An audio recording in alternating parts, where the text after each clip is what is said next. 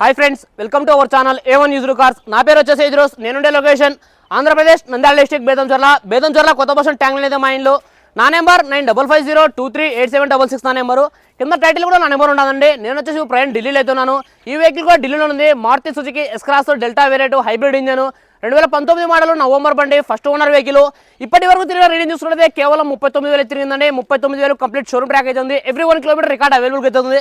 Front glass నుంచి back glass వరకు కూడా అన్ని కంపెనీ గ్లాసెస్ ఉన్నాయి. ఏ గ్లాస్ కూడా మారలేదు, ఏ డోర్ కూడా రిప్లేస్మెంట్ కాలేదు వెహికల్ది.